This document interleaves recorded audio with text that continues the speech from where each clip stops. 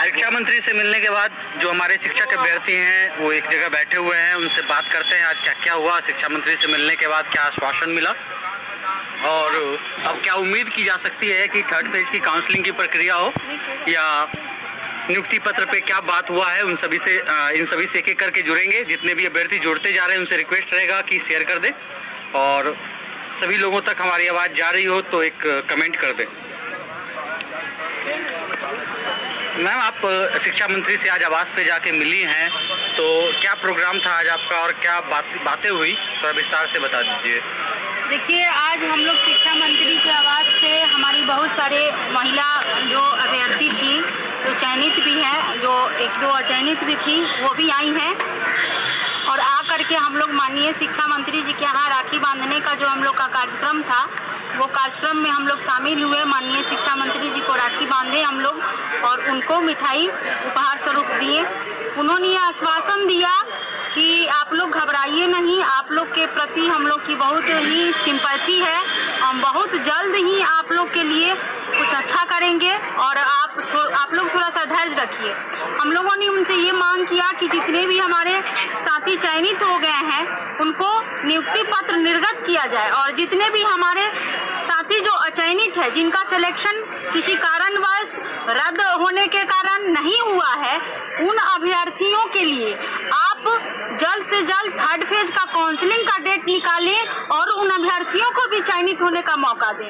क्योंकि हमारे यहाँ अभी जो ये बहाली की प्रक्रिया चल रही थी, इसमें बहुत सारा सीट वैकेंट है। कम से कम 50,000 सीट अभी लमसम पूरे बिहार में वैकेंट है, जिसपे अगर काउंसलिंग थर्ड फेज की होती है, अगर हो जाती है, तो हमारे बहुत सारे अभ्यर्थी जिनका सिलेक्शन नहीं हुआ है उनका भी हो जाएगा।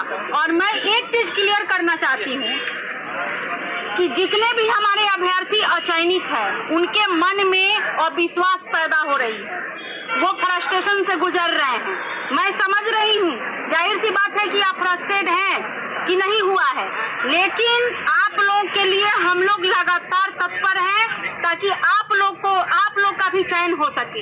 हम लोग विभाग से लेकर माननीय शिक्षा मंत्री जी के यहाँ भी हम लोग सारी बातों को रख रहे हैं ताकि थर्ड पेज की काउंसलिंग का डेट निकाला जाए और जो भी अभ्यर्थी के दिमाग में जो बातें भरी हुई है गलत सलत, वो अभ्यर्थियों से मेरी रिक्वेस्ट है कि आप लोग दिमाग से गलत बातों को निकाल दें। हम लोग कभी भी आप लोग का साथ छोड़ने वाले नहीं हैं। जब तक आप लोग का चयन नहीं होता है हम हमेशा आप लोग के साथ तत्पर, लेकिन ये भी ध्यान रखें कि जिसका मेरिट एकदम से बिलो है उनको हम अपना मेरिट नहीं दे सकते हैं। उनको अपनी गलती पे खुद को एहसास करनी पड़ेगी और रियलाइज करनी पड़ेगी कि हाँ, हम गलत थे, कहीं ना कहीं एकेडमिक में हम गलती की है, अच्छे से पढ़ाई नहीं की है, जिसके वजह से मेरा कम मेरिट आया। तो इसके लिए भी अभ्यर्थियों को सोचना पड़ेगा, क्योंकि हमारे व्हाट्सएप पे हमको बहुत फोन कॉल के द्वारा परेशान किया जा रहा है, बहुत अरुल जलूल का मैसेज आ रहा है कि आप ये नहीं कर रही हैं, वो नहीं कर रही हैं। तो मैं लास्ट में ये भी अनुरोध करती हूँ सारे अचयनित अभ्यर्थियों से कि अगर आप लोगों को हम लोग के ऊपर भरोसा नहीं है तो आप लोग खुद विभाग का दौरा करें, आप लोग को ये बात पता चल जाएगी कि हम लोग आप लोगों के लिए क्या कर रहे हैं, नहीं कर रहे हैं और कितना प्रयास कर रहे हैं। और मनोबल नहीं गिराना है, किसी भी अभ्यर्थी को जो अचयनित है मनोबल नहीं गिराना है, कोई गलत कदम नहीं उठाना है। जिनका भी मेरिट 60-65% है, 50-52% है, सारे अभ्यर्थियों का चयन सुनिश्चित होगा थर्ड पेज में। वो लोग धैर्य रखे, थोड़ा सा पेशेंस रखें। बिल्कुल, जो बातें थी आज शिक्षा मंत्री से मिलने के बाद ये क्लियर हो गया और जितने भी साथी हमारे साथ जुड़े हैं एक से सभी का कमेंट लेंगे। और मैम, आपसे ये जानना चाहेंगे कि आज शिक्षा मंत्री से आप मिलने आए, कहाँ से आए हैं मैम आप? मैं बेनीपट्टी से आई हूँ। बेनीपट्टी से आए मैम, मधुबनी? जी, मधुबनी जिला से आप आए। मैम, क्या उम्मीद थी, क्या उन उम्मीदों पे शिक्षा मंत्री का जवाब था क्या? सब लोगों को अंदर तो जाने नहीं दिया, बट ये मुन्नी मैम और ये प्रसाद सर वगैरह अंदर गए थे, तो उन लोगों को यही आश्वासन दिया है कि धीरज रखिए, सबका हो जाएगा और हम लोग जो सिलेक्टेड स्टूडेंट हुए हैं उन लोगों को मतलब दे दिया जाएगा जल्दी से जल्दी। ये मैम थी जो मधुबनी से आई हुई थी। मैम, आप कहाँ से आई हैं? मैं मुंगेर डिस्ट्रिक्ट से आई हूँ। मैम क्या आप शिक्षा मंत्री जी से आज मुलाकात हो पाई क्या आपकी? हाँ जी, मेरी मुलाकात माननीय शिक्षा मंत्री जी से हुई और मैंने उन्हें राखी भी भेंट की और उनसे मैंने अपनी मांग भी की कि आप जल्द से जल्द थर्ड फेज की काउंसलिंग कराएं और साथ ही नियुक्ति पत्र भी दें। तो उन्होंने हमें ये आश्वासन दिया है कि हम इस पे काम कर रहे हैं और जल्द ही हम थर्ड फेज की काउंसलिंग की डेट भी रिलीज करेंगे और नियुक्ति पत्र भी जल्द से जल्द देने का काम। आपका काउंसलिंग हो गया है क्या? जी नहीं, मेरा काउंसलिंग नहीं हुआ है अभी। मेरी काउंसलिंग फंसी हुई है। मैं जहाँ काउंसलिंग करवाई थी वहाँ का काउंसलिंग रद्द कर दिया गया। अच्छा, तो थर्ड फेज की काउंसलिंग की मांग को लेकर आप आए थे और नियुक्ति पत्र का मैटर था उनका? जी बिल्कुल। मैम आप कहाँ से आई हैं? सीतामढ़ी से आए हैं। सीतामढ़ी डिस्ट्रिक्ट से। मैम क्या आप इतनी दूर से जो आप आए हैं तो क्या आपकी उम्मीदों पे जवाब था शिक्षा मंत्री का? जी, हमें तो पूरा उम्मीद है कि शिक्षा मंत्री जो बात कर रहे हैं उन पे उतरे और हम लोग को जो मांग है उस मांग को पूरा करें। हमें पूरा विश्वास है कि हम जैसे बोले हैं सर कि समय हम आपसे ज़्यादा हम चिंतित हैं और आपको जितना आपकी जल्दीबाजी उससे ज़्यादा हमको जल्दीबाजी है आप लोगों को करने का। तो हमारा पूरा उम्मीद है कि हम लोग पे शिक्षा मंत्री जी सुनेंगे हमारी बातों को। बिल्कुल। आप कहाँ से हैं मैम? हम भागलपुर से आए हुए हैं। तो क्या मांग था आपका आज? मांग यही था कि थर्ड राउंड की काउंसलिंग का शेड्यूल आ जाए और जितने भी चयनित हैं सबको नियुक्ति पत्र दिया जाए। तो थर्ड राउंड की काउंसलिंग पे शिक्षा मंत्री का क्या बयान था? थर्ड राउंड की काउंसलिंग पे यही बयान है कि हम लोग सोच रहे हैं थर्ड राउंड लगाने का और नियुक्ति पत्र देने का भी बात कर रहे हैं। वो टाइम नहीं बता रहे हैं। मुन्नी मैम ने पूछा कि सर कोई टाइम डेट दीजिए, तो वो बोले धैर्य रखिए, टाइम नहीं दिया जाएगा लेकिन होगा। जल्दबाजी हम लोग को भी आप लोग से ज़्यादा जल्दबाजी है, ऐसा उन्होंने कहा। क्या लग रहा था उनके आश्वासन से? उम्मीद रखा जाए या क्या है उनके आश्वासन से? थोड़ी उम्मीद है, थोड़ी ना उम्मीद है, बस यही है। शुरू से तो यही होता आ रहा है। हमारे साथ नंद जी हैं, सीतामढ़ी डिस्ट्रिक्ट से आए हैं। नंद जी, इतने दूर से आप आ तो गए, सिलेक्शन हो गया आपका? हाँ, मेरा हो गया हुआ है सिलेक्शन और हम सभी सदस्य जो भी हमारे व्यक्ति हैं उनसे हम ये कहना चाहते हैं मेरा कि लोग चयनित और चयनित के बीच में ना बटे। हम लोग एक संगठन में एक साथ मिलके संगठन में काम किए हैं और आगे बढ़े हैं। जो प्रक्रिया है प्रोसेस से जो आगे बढ़ रहे हैं, हमने थर्ड फेज की मांग की, उसके साथ नियुक्ति पत्र भी मांग की।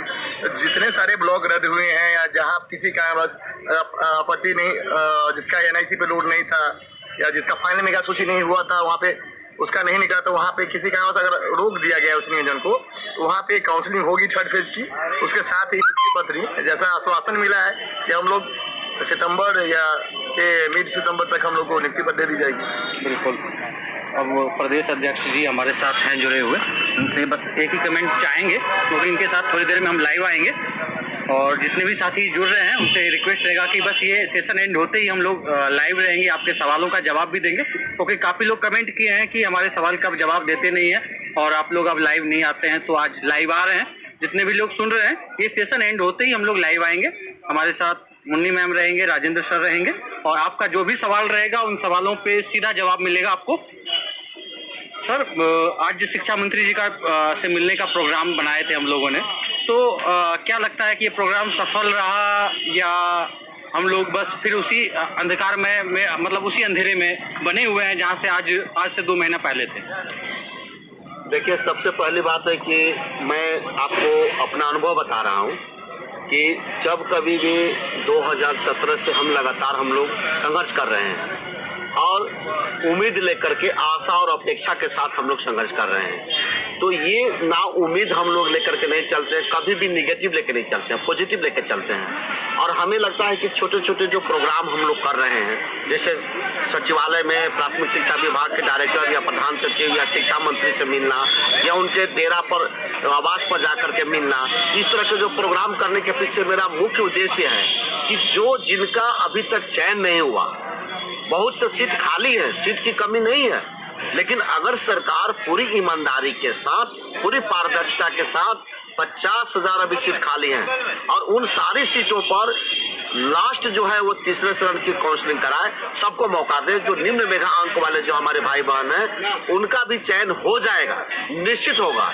लेकिन सरकार अगर ये नहीं सोचे कि केवल रद्द वाली सीट को करे, या जो अंतिम मेधा सूची अपलोड नहीं किया गया था NIC पर, बहुत से प्रखंड के नहीं हुए थे, उनका नहीं हुआ है, लेकिन उन सीटों के नहीं, जो सीट खाली है, चाहे वो महिला का सीट खाली हो, अन्य भिन्न भिन्न कैटेगरी के जो महिलाओं का सीट खाली है, इन सारी सीटों को समीक्षा करके, आंकड़ा एकत्रित करके, और तब उसके तीसरे चरण की काउंसलिंग का डेट जारी करे। और हमारे जो निम्न मेधा अंक वाले भाई बहन है उनको चयन होना चाहिए, उनकी काउंसलिंग होनी चाहिए। दूसरी चीज है कि जो प्रथम चरण और द्वितीय चरण में जो काउंसलिंग हुई है, जिनका चयन हुआ है, चयन सूची NIC पर अपलोड किया गया है, तो उनको नियुक्ति पत्र दे दिया जाए। हम लोग शपथ पत्र देने के लिए तैयार हैं। हम लोग शपथ पत्र दे करके, और हम लोग ये लिखेंगे कि सर हमारी अगर डॉक्यूमेंट अगर गलत है तो आप हमारी डॉक्यूमेंट के आधार पर हमें निरस्त भी कर सकते हैं, और हमें नियुक्ति पत्र दे दिया जाए। स्कूल में योगदान कराइए और अपने जांच कराइए, और उसके बाद वेतनमान या जो भी करना है आगे की प्रक्रिया करें। ये हम नहीं बोल रहे हैं। 2019 के 5 जुलाई के नोटिफिकेशन, मूल नोटिफिकेशन में इस बात की चर्चा है। बाद में इसको पता नहीं प्राथमिक शिक्षा विभाग के द्वारा कुछ संशोधन किया गया है कि पहले जांच करेंगे तब हम नियुक्ति पत्र देंगे। लेकिन मेरा ये कहना है कि विद्यालय में हम लोगों को सेवा ली जाए। हम लोग 3 साल से बेचैन है, रोड पर घूम रहे हैं, और हम लोगों को शपथ पत्र ले लिया जाए, लेकिन नियुक्ति पत्र दे दिया जाए, और उसके बाद काउंसलिंग का डेट जारी किया जाए, और पूरी सीट पर काउंसलिंग का होना चाहिए। बिल्कुल। ये थे हमारे राजेंद्र सर थे। और सर आप कहाँ से आए हैं?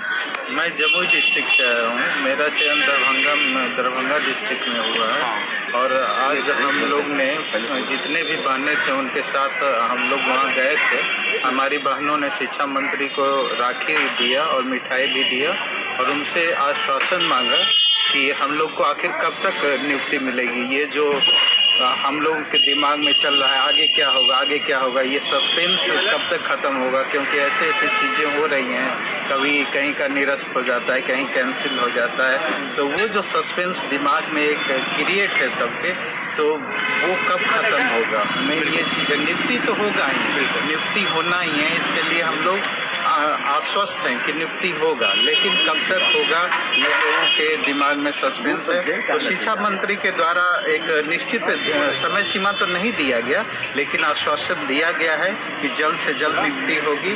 अब हम लोग उनसे यही उम्मीद रखते हैं कि नियुक्ति जल्द से जल्द हो, और तीसरे चरण की जो काउंसलिंग है, जो अभ्यर्थी निम्न जिनका कम है मेधांक, जो बचे हुए हैं, उनको भी मौका मिले और उनका भी भविष्य उज्जवल हो, जो इतने दिनों से इंतजार कर रहे हैं। धन्यवाद।